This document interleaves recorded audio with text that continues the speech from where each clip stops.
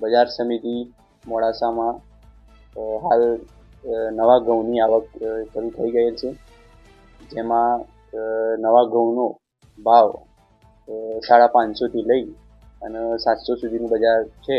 એમાં નવા એક ટ્રેક્ટર આવ્યું હતું એના 625 રૂપિયાનો ભાવ પડેલ છે.